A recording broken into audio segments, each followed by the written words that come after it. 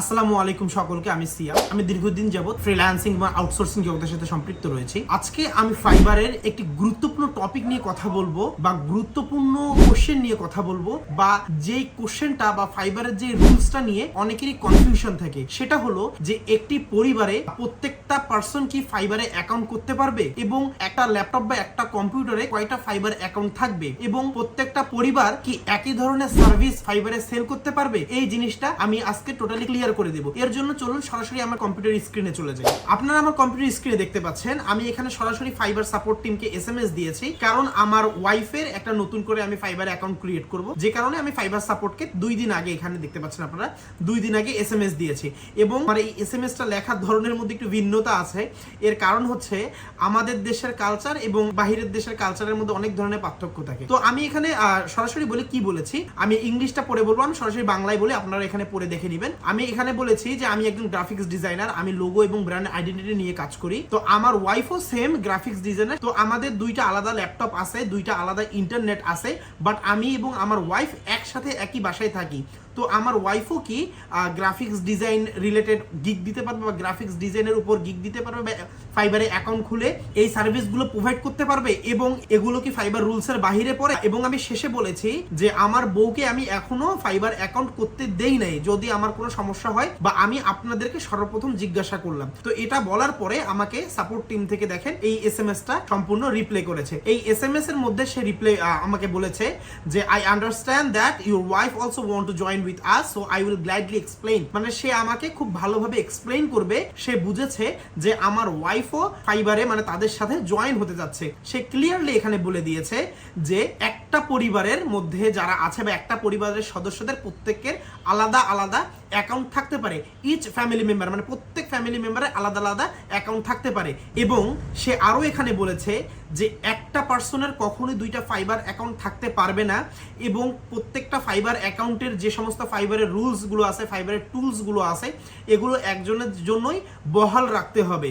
তবে সে আরেকটা জিনিস পরবর্তীতে রিকমেন্ড করেছে, তা হচ্ছে দেখেন আবারও বলছি, আমি শুরুতে কি বললো যে প্রত্যেকটা পার্সন আলাদা আলাদা ফাইবার অ্যাকাউন্ট করতে পারবে, যে আপনার পরিবারে আপনার বাবা মা ভাই বোন বউ যারা থাকবে প্রত্যেকেই আলাদা আলাদা তাদের নিজস্ব ফাইবার অ্যাকাউন্ট করতে পারবে। অবশ্যই সেটা সেল করার জন্য হোক বাই করার জন্য হোক করতে পারবে। এবং একজন পার্সন ফাইবারে একাধিক অ্যাকাউন্ট করতে পারবে না। এটা ফাইবারের রুলসগুলো বা ফাইবারের টুলসগুলোর মধ্যে ঝামেলা থাকতে পারে বা ঝামেলা হতে পারে, বা ফাইবারের স্ট্যান্ডার্ড মেনটেন করতে হবে, বা ফাইবারের যে ট্রাস্ট অ্যান্ড স্যাটিসফাই টিম ফাইন্ডের যে আর কি জিনিসটা আছে সেগুলো বহাল রাখতে হবে। তবে ফাইবার সাপোর্ট টিম আবার এখানে বলেছে যে ফাইবার সাপোর্ট টিম যদি কোনো ধরনের এই ধরনের যে ফাইবার রুলসের বাইরে কোনো কিছু করছি এগুলো যদি দেখে, তাহলে কিন্তু আইডি সাসপেন্ড করে দিবে। যদি সাইবার সাপোর্ট টিম মনে করে যেখানে কোনো ঝামেলা আছে, সকলের অ্যাকাউন্ট খোলার পরেও এখানে কোনো ঝামেলা আছে, তখন তারা কিন্তু চাইলেই আপনার আইডিটি সাসপেন্ড করে দিতে পারবে। এরপরে আপনারা দেখতে পাচ্ছেন এখানে সে সরাসরি বলছে ইট ইজ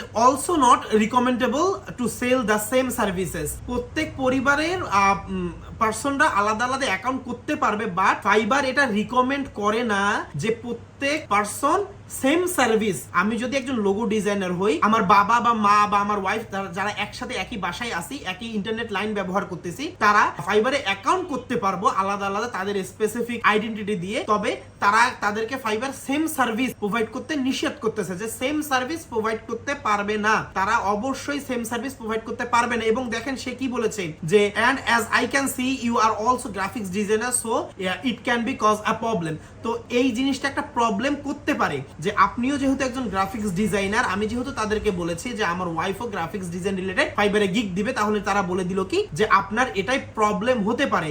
এবং তারপরে দেখেন আমি তাদেরকে আরো একবার বাজানোর জন্য, আমার ফাইবার সাপোর্ট টিমকে আসলে অনেক কিছু জিজ্ঞাসা করে করে বলতে হয়, তো তাদেরকে এটা বাজানোর জন্য আমি তাদেরকে আরেকবার এসএমএস দিলাম যে তার মানে কি আমার বউ ফাইবারে গিগ দিতে পারবে না, সে কি গ্রাফিক্স ক্যাটাগরির কোনো গিগ দিতে পারবে না? আমরা একই বাসায় থাকি জন্য কি সে আমার সেম ক্যাটাগরির গিগ দিতে পারবে না? এটা বলার পরে আবার আমি বললাম যদি আমার বউ ডিজিটাল মার্কেটিং ক্যাটাগরির বা ইউটিউব ভিডিও এসইও আর কি গিগ পাবলিশ করে, তাহলে কি সে দিতে পারবে? এবং দেখেন তারা পরবর্তীতে আমাকে আবার রিপ্লাই করলো কি thank you for your reply. এবং দেখেন সে আমাকে কি বললো যে যদি এখানে আপনাদের সার্ভিসগুলো সেম হয় তাহলে এটা গ্রহণযোগ্য হবে না। এবং দেখেন সে আমাকে এখানে বললো কি যে একই পরিবারের পার্সনরা সেম সার্ভিস প্রোভাইড করতে পারে না, এবং একজন আরেকজনের গিগ থেকে ক্রয় করতে পারে না এবং সেম একটি পেমেন্ট মেথডও ব্যবহার করতে পারে না। যে আমার একটা পেওনার অ্যাকাউন্ট আছে, আমার পেওনার অ্যাকাউন্ট দিয়ে আমি আমার ফাইবারের টাকা উইথড্র করতেছি, আমার বাবার ফাইবারের টাকা উইথড্র করতেছি, আমার ওয়াইফের ফাইবারের টাকা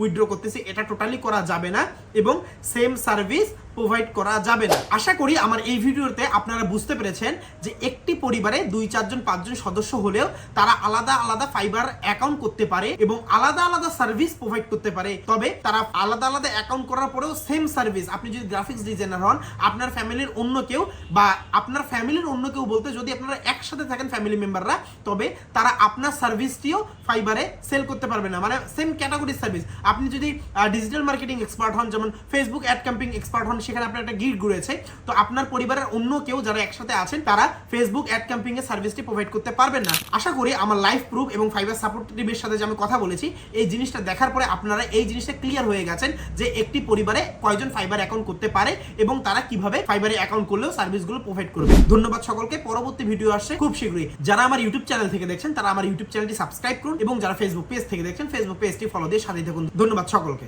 আসসালামু আলাইকুম।